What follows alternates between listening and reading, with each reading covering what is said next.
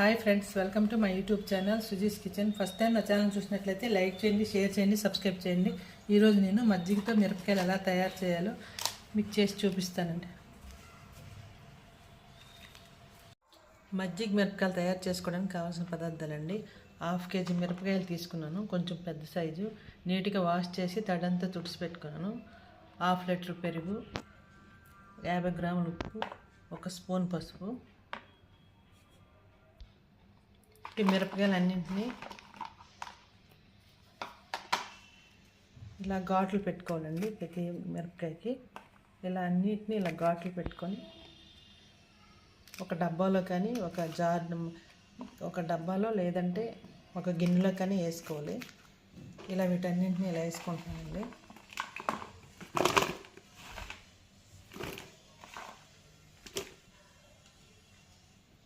దీంట్లో పుల్లట పెరుగు,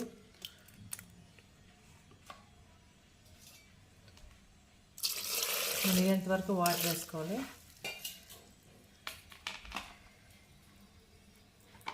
ఒక 50 గ్రాముల సాల్ట్, 1 స్పూన్ పసుపు. వీటన్నింటినీ మంచిగా మిక్స్ చేసుకోవాలి.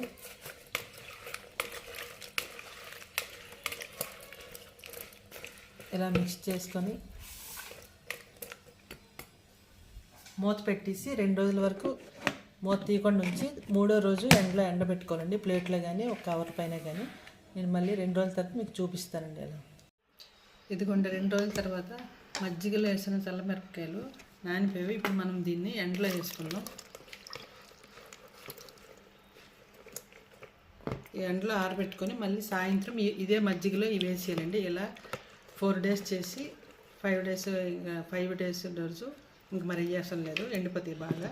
ఇలా ప్రతిరోజు మజ్జిగ ఉన్నంత వరకు వేసుకొని ఉదయం ఆరబెట్టుకోవాలి ఎండలో, సాయంత్రం మజ్జిగలు వేసుకోవాలి. ఇదిగోండి ఫస్ట్ డే మజ్జిగ మిరపకాయలు ఎండబెట్టాను కదా, ఇలా ఎండవి. ఇప్పుడు మళ్ళీ మనం ఈ మజ్జిగలోని ఇవన్నీ వేసుకోవాలి. మళ్ళీ రేపు ఎండలో ఎండబెట్టుకోవాలండి. ఈ మజ్జిగ ఉన్నంత వరకు అలా ఇందులో వేసుకొని ఎండబెట్టుకోవాలి.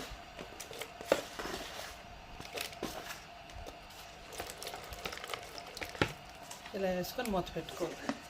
మళ్ళీ ఇదిగోండి మజ్జిగ మిరపకాయలు 5 రోజులు ఎండలో ఎండబెట్టుకున్న తర్వాత ఇదిగోండి ఇలా సౌండ్ వస్తున్నాయి, బాగా ఎండిపోయి. మీరు కూడా తప్పకుండా తయారు చేసుకోండి. నేను మీకు వేయించి చూపిస్తాను, నూనెలో వేయించి. ఇదిగోండి మజ్జిగ మిరపకాయలు నూనెలో వేయించి చూపిస్తున్నాను.